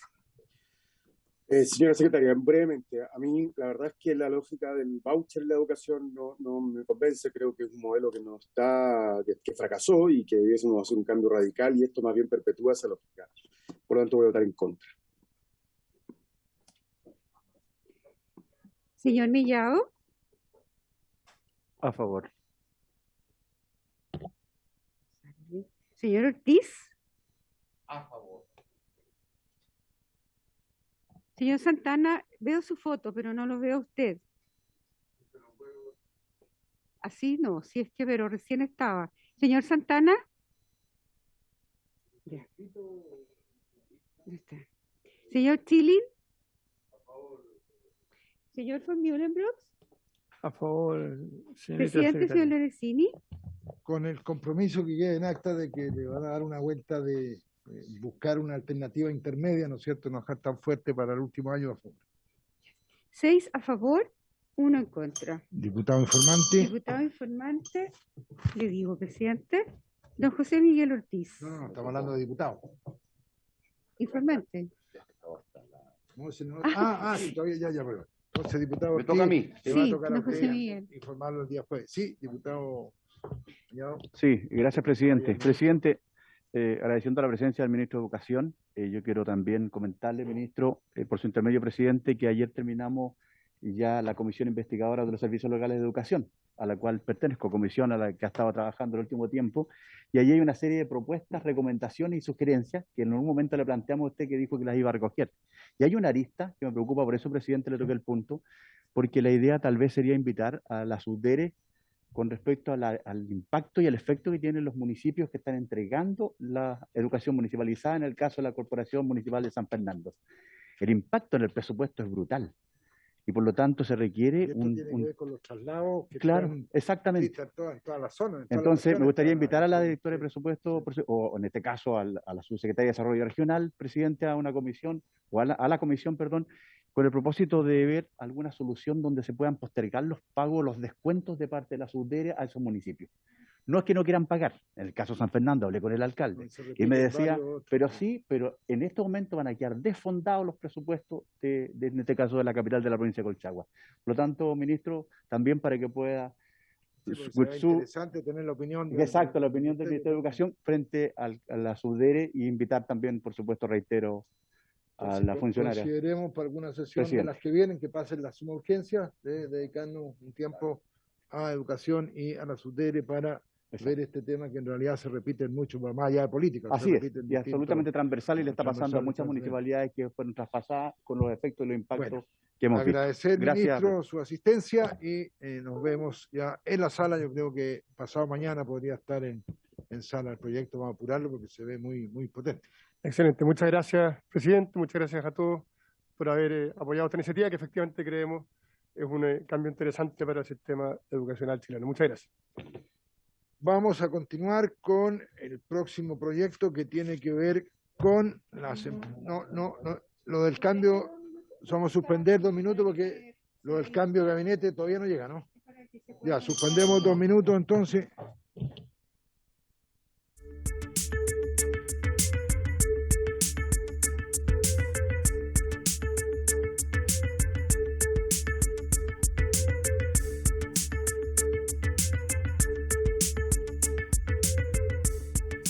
Se lo iban a recortar, así que dijo, mejor me voy. Y tenemos ahora algo que ha estado mucho en debate, que es un proyecto que viene de la presidenta Bachelet, 2017, según nuestra secretaria recopiló todos los antecedentes ahí, y que tiene bastante importancia, ¿no es cierto?, de acuerdo a las otras cosas que estamos haciendo en todo lo que tenga que ver con el Estado. Así que hoy día vamos a escuchar al ministro para ver los planteamientos y de ahí ya mañana continuaremos con el debate y con la audiencia que nos están pidiendo. Así que le doy la palabra al ministro Rodrigo Cerda. Presidente, ¿qué tal?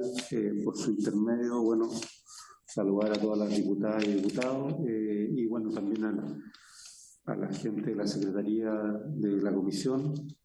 Entonces, efectivamente, presidente, quisiéramos hacer la presentación de este proyecto de ley. Este proyecto de ley, hay 2 versiones, uno que fue presentado el año 2013 durante el gobierno del presidente Piñera, y después hubo otra versión del proyecto de ley que fue presentado durante el gobierno de la presidenta Bachelet el año 2017.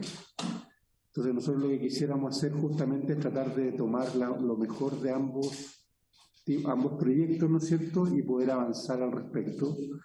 Yo creo que esto es algo bien importante en el sentido que uno de los compromisos que también tomamos como país cuando ingresamos a la OCDE fue avanzar en este tipo de perfeccionamiento de las empresas públicas. Y por lo tanto nosotros lo que queremos hacer es justamente honrar ese compromiso y tratar de tomar las mejores prácticas y las mejores partes de los proyectos del 2013 y del 2014. No sé si podemos hacer 17, disculpen. Entonces, bueno, ahí está un poco lo que les decía. Gracias. Entonces, hay 2 proyectos con 2 boletines. Creemos que ambos son muy buenos proyectos que tienen una modernización importante para los gobiernos corporativos del Estado. Entonces, esto, la primera cosa es que se enmarca dentro de la agenda de modernización del Estado, ¿no es cierto?, de nuestro gobierno, pero también yo diría que de las agendas que han tenido los gobiernos anteriores, ¿no es cierto? Y entonces, ¿qué es lo que nosotros estamos pensando, presidente, por su intermedio? Es que pudiéramos votar en general estos proyectos. Una vez que se voten en general, nosotros quisiéramos presentar algunas indicaciones para poder seguir con la tramitación de este proyecto. En las indicaciones que nosotros quisiéramos tomar en consideración o presentar, ¿no es cierto? También, ¿por qué presentamos indicaciones? Porque la verdad que desde el 2013 y desde el 2017, cuando estaban estos proyectos de ley sobre la mesa, han ocurrido cosas en materia de empresas públicas. Entre ellos, por ejemplo, se han introducido cambios a los gobiernos corporativos de Codelco y de NAP, ¿no es cierto? Y obviamente hemos ido aprendiendo cosas de esos cambios y por lo tanto también quisiéramos considerarlo acá. Y bueno, también estas indicaciones de alguna forma van a incorporar las directrices de la OECD en materia de gobierno corporativo y las recomendaciones que nos ha entregado sobre todo esa organización en materia de autonomía y gobierno corporativo de empresas. Entonces, ¿Cuál es el resumen de del proyecto de ley y de las indicaciones que nosotros vamos a ir presentando, presidente, una vez que podamos hacerlo, en el sentido que sería necesario primero votar el proyecto general y posteriormente nosotros podríamos presentar estas indicaciones? No, le aclaro, ministro, no puedo votarlo en general porque entonces se me acaba la audiencia. Ya hemos postergado la audiencia para después su votación para mañana, entonces hoy día no podría votarlo en general. No, disculpe, no le quiero meter presión, presidente, solamente, bueno, ustedes verán la agenda, ¿no es cierto? Y está muy bien, ustedes verán y tendrán los invitados. Lo que yo entiendo que en temas legislativos, en la materia legislativa, para nosotros poder presentar las indicaciones, necesitamos primero votar en general el proyecto del 2017. Entonces, por eso que decía que hay que votar primero en general, pero no estoy diciendo que lo haga hoy día, presidente, sino que, bueno, obviamente usted va a seguir su agenda. Y después de eso, una vez que se vote en general, nosotros presentaremos las indicaciones, pero quería describir las indicaciones aquí en este... Ya, entonces, la idea es que mañana, con las audiencias, y mañana podamos votarlo en general, cosa que así ya la próxima semana lo vamos a ver en particular. Excelente, presidente, muchas gracias. Entonces, bueno, si le parece, voy a describir someramente lo que estamos pensando en estas indicaciones, que, bueno, las vamos a ingresar una vez que ustedes hayan votado en general, ¿no es cierto? Entonces, bueno, lo primero que nosotros queremos hacer, ¿no es cierto?, es estandarizar, ¿ya? Y estandarizar en ese sentido que tenemos muchas empresas públicas, entonces quisiéramos que los gobiernos corporativos de estas empresas públicas, ¿no es cierto?, fueran relativamente parecidas entre ellas, ¿no es cierto? Y eso también es una de las cosas que estamos tratando de hacer. También homologar la estructura y hacerlo similares a lo que han sido los casos de Codelco y ENAP, ¿no es cierto?, que han tenido hasta ahora buenos resultados. Y yo creo que una de las principales innovaciones es que los integrantes de estos directorios, ¿no es cierto?, creemos que también es bueno que vengan de una selección que salga de ternas propuestas por el Consejo ADP. De esta forma tener muy buenos perfiles, ¿no es cierto?, que finalmente la autoridad pueda, a partir de estas ternas, elegir a los directorios, ¿no es cierto?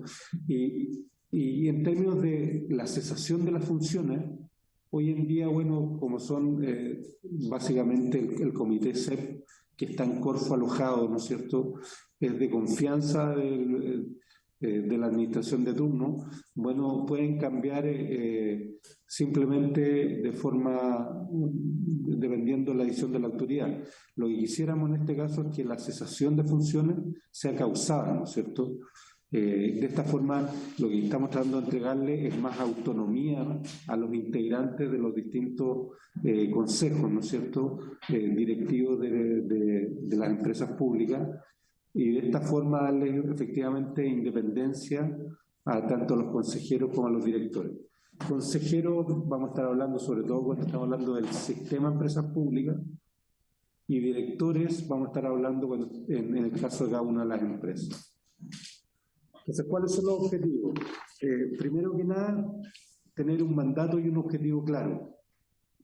Y aquí lo que queremos es que hayan consideraciones técnicas para la ejecución de las políticas públicas, de forma de que, bueno, cada empresa tenga que ejecutar de la mejor forma posible la política que se le encomiende, pero que ojalá la empresa obviamente sea sostenible en el mediano plazo, y que existan mecanismos de control sobre estas empresas a través de juntas de accionistas o de sesiones del Consejo CEP, en este caso para cada una de las empresas.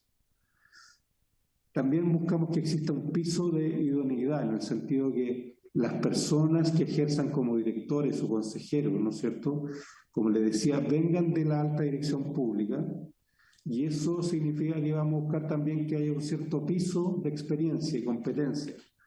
Como regla general, el proyecto lo que va a solicitar es que exista, en el caso de los consejeros directores, que tengan una carrera de a lo menos de 8 semestres y experiencia comprobada en cargos similares, ¿no es cierto?, 4 años de forma continua o 5 años de forma discontinua. También, como le decía, buscamos mayor autonomía, y para eso lo que hace la ley es que fija causales de remoción para los directores. Ahí, por ejemplo, dentro de las causales de remoción van a estar las faltas al deber de reserva, el incumplimiento manifiesto del mandato legal o de los estatutos o conflictos de interés mal resueltos. Entonces, así de esta forma ya no va a ser simplemente la confianza en los directores lo que va a determinar la remoción, sino que ahora la remoción va a estar definida por estas causales y por lo tanto los directores van a tener mayor independencia para su toma de decisiones. Y lo otro que buscamos acá en la última parte de la lámina es que buscamos que exista continuidad operacional. Entonces, ¿por qué decimos esto? Porque la verdad, en el estatus actual, lo que ocurre es que generalmente cuando hay cambios de administración, ¿no es cierto?, cambios de gobierno, también hay un cambio prácticamente completo en los directores de las empresas y también en el Consejo del Sistema de Empresas Públicas. Eso obviamente lo que lleva es que al tener estos cambios completos no necesariamente se mantiene toda la continuidad operacional. Y por lo tanto, para tratar de hacer eso, lo que nosotros vamos a sugerir acá es que la renovación de los consejeros, ¿no es cierto?, y de los directores ocurra de forma parcial. Entonces, de esta forma, como va a ir ocurriendo de forma parcial a través del tiempo, ¿no es cierto?, no se va a ir perdiendo de alguna forma el conocimiento acumulado en los directores. Entonces, con esto lo que esperamos es que siempre haya miembros en los directores, la organización, la empresa, ¿no es cierto?, con conocimiento de lo que está ocurriendo y que esto sea independiente del ciclo político que esté ocurriendo. Así también lo que queremos es que existan mejores decisiones, ¿no es cierto? Y en ese sentido vamos a tener cuerpos colegiados que se parezcan a los últimos cuerpos colegiados que se ha ido aprobando en el Congreso y que en particular en esta Comisión de Hacienda se han discutido mucho, como han sido los gobiernos corporativos de NAPCO, DELCO y de la CMF. Así lo que estamos tratando de hacer es que tomar como modelos estos gobiernos corporativos que hasta ahora están teniendo buenos resultados para tratar de estandarizar las otras empresas. Asimismo, el proyecto lo otro que incluye es que haya mayores controles. Entonces, ¿por qué hay mayores controles? Porque efectivamente lo que estamos tratando de hacer es que aquí existen muchas decisiones que se toman en cuenta y esas decisiones vayan siendo tomadas por distintos estamentos. Entonces, por ejemplo, hay decisiones de política pública, que muchas veces usted decide hacer alguna política pública a través de la empresa. Bueno, esa decisión seguramente vendrá a través de las juntas de accionistas, ¿no es cierto?, que representan al gobierno. Pero una cosa es la decisión de política pública, la otra cosa es cómo lo implementan. Y la implementación seguramente va a tener que ver mucho más con lo que hacen las mismas empresas en términos de administración y gestión. Entonces, de esa forma, al ir haciendo esta separación, ¿no es cierto?, lo que vamos haciendo es que, bueno, por un lado está el mandato del dueño, que en este caso es el Estado de Chile, que está representado por el gobierno turno, que mandata ciertas cosas que tienen que hacer las empresas públicas, pero posteriormente lo que buscamos es que la gestión lo haga la empresa, ¿no es cierto?, de la forma más eficiente posible. Ahora, todo esto, además, tiene que ser hecho con que obviamente se tienen que cumplir ciertos presupuestos de empresas públicas que generalmente son entregados por el Ministerio de Hacienda, de forma tal que eso también permite ir controlando, ¿no es cierto?, la parte presupuestaria de esta empresa. Así, lo que estamos haciendo es que estamos separando el diseño de la implementación de las políticas públicas, ¿no es cierto? Entonces, tal como decíamos, el diseño seguramente puede estar más en el poder más político a través de los ministerios, pero la implementación, por lo tanto, y la ejecución de la política pública que ocurra dentro de la empresa pública, en ese caso el mandato va a ser directamente a la empresa que lo va a tener que cumplir de la forma más eficiente posible. Y bueno, y también aquí hay temas de diversidad que se incorporan, porque efectivamente hoy día ya existe una ley que lo que indica es que los miembros de un género no pueden superar el 60% de los miembros del otro género, y por lo tanto lo que estamos tratando de hacer es justamente seguir con esa política de una ley bastante reciente dictada en este Congreso. Solamente para recordar, entonces, ¿qué es lo que vamos a estar haciendo? Vamos a estar mirando, por un lado, el servicio a empresas públicas. Esto es interesante, lo primero es decirle servicio a empresas públicas, SEP, ¿no es cierto? ¿Por qué? Porque hasta hoy día este es un consejo y este consejo está adscrito a Corfo, o sea, no es un servicio. Lo que estamos diciendo, mira, aquí va a haber un servicio que va, por lo tanto, velar por todas las empresas públicas. Este servicio lo que va a tener es que va a tener en evaluación lo que hacen 20 empresas públicas. Y las 20 empresas públicas que aparecen listadas son las que van a estar bajo el servicio de empresas públicas. Hoy día la sigla es la misma, CEP, pero no es por servicio, sino que es por sistema de empresas públicas. Aquí lo que vamos a hacer es que vamos a pasar a tener un servicio, ¿no es cierto? Y aquí tenemos dentro de las empresas que van a estar bajo evaluación de este servicio, va a ser la empresa portuaria Arica, la empresa portuaria Iquique, de Antofagasta, de Coquimbo, de Valparaíso, de San Antonio, de Talcahuano, San Vicente, empresa portuaria de Puerto Montt, empresa portuaria de Chacabuco, empresa portuaria Austral, además del Metro, Polla, Sofri, todas esas son sociedades anónimas, EFE, ¿no es cierto?, Casa de Moneda, Correos de Chile, Econsa, Sacipa, Cotriza y Sacor, SPA. Estas empresas, ¿no es cierto?, de alguna forma no es que sean parte del servicio, sino que el servicio lo que va a estar haciendo es que va a estar evaluando la gestión de estas empresas. Cada una de estas empresas obviamente tiene su ley en general por la que tiene que regirse, pero aquí lo que estamos viendo es el gobierno corporativo de cada una de esas empresas y el sistema de empresas públicas está por encima, que de alguna forma va a estar controlando a estos directorios. Solamente para recordar entonces, algo ya dicho, pero el CEP, que hoy día es el sistema de empresas públicas, hoy día es un comité Corfo y por lo tanto no tiene vida jurídica distinta a Corfo.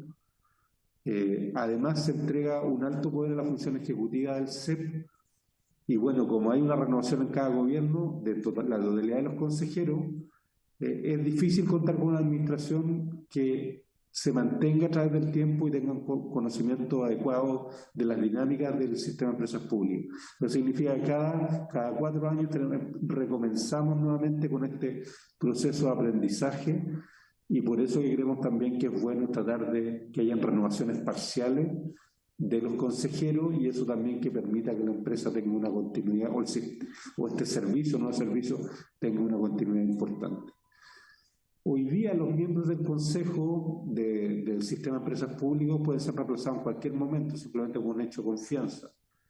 Eso también significa que estos consejeros obviamente es difícil mantener la independencia o la autonomía completa, ¿no es cierto? Y eso creemos que también es importante ir generando cierta más autonomía que les permita tener tranquilidad en sus tomas de decisiones. Con esto, Chile lo que está tratando de hacer es cumplir con la institucionalidad del sistema de empresas públicas, tomando la idea de los proyectos de ley del 2013 y 2017 y cumpliendo con nuestro compromiso con la OECD. Y con todo esto buscamos un mayor control y refuerzo de la responsabilidad y rendición de cuentas en lo que corresponde a la gestión de estas empresas y sociedades que al final del día son activos de todos los chilenos. ¿Qué es lo que va a hacer este servicio o este proyecto de ley? Primero que nada, el proyecto de ley crea el servicio, ¿ya? Y la creación de este servicio está creando un servicio que tiene patrimonio y personalidad jurídica propia. Aquí hay una diferencia muy grande con lo que existe hoy día y tal como decíamos, es simplemente un comité Corfo, ¿ya? Las indicaciones que vamos a ingresar obviamente busca mantener las condiciones laborales de las personas que hoy día están en el sistema de empresas públicas, trabajan ahí.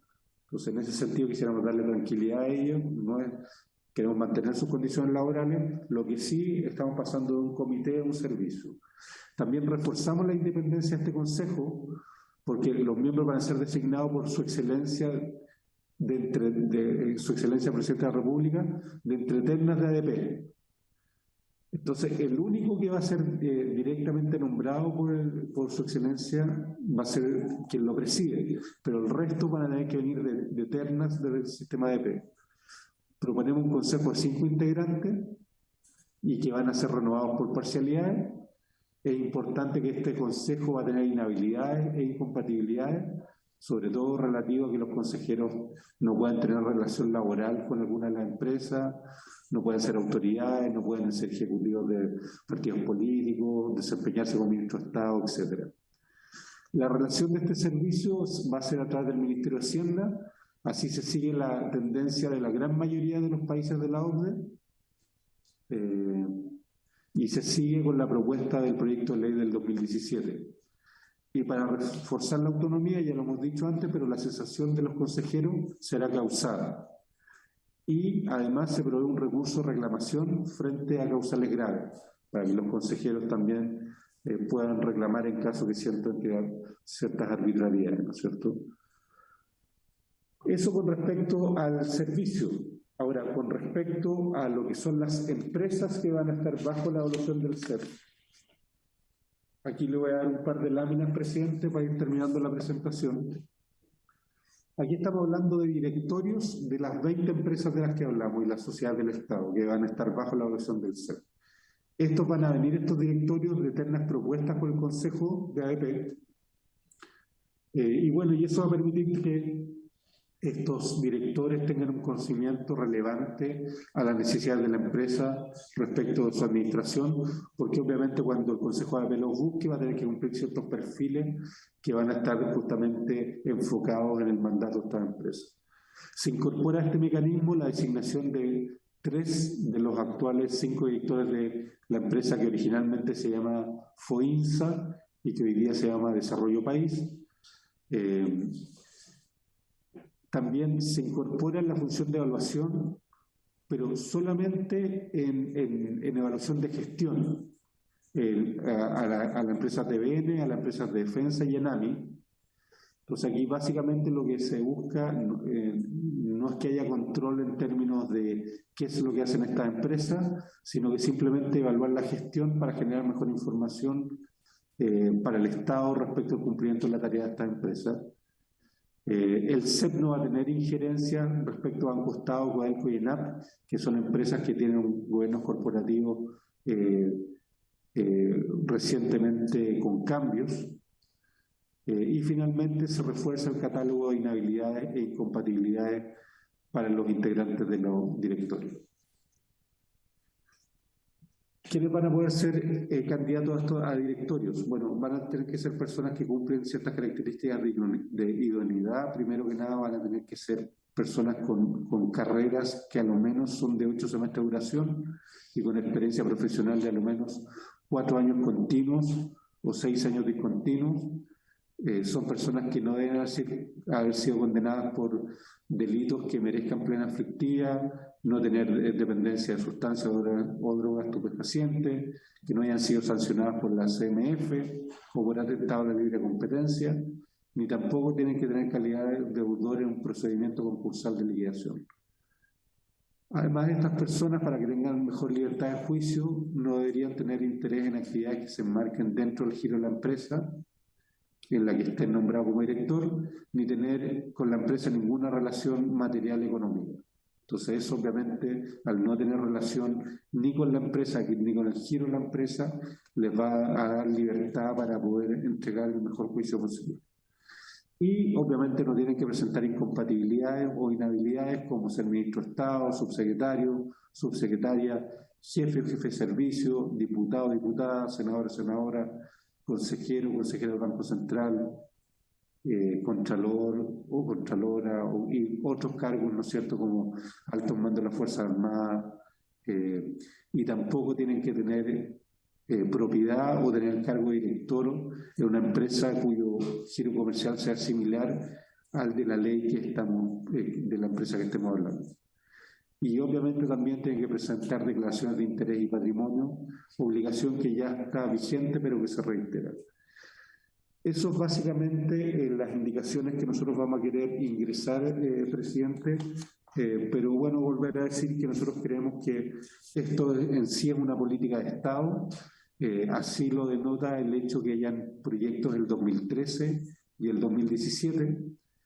Nosotros quisiéramos justamente aprovechar esos proyectos de ley y tratar de mejorarlo en la medida que se pueda para poder avanzar a tener una estructura que sea una estructura que nos permita tener una buena gestión en las empresas públicas y por lo tanto poder cumplir con las decisiones de política pública que le señale la autoridad. Muchas gracias, presidente, su intervención. Muchas gracias, ministro.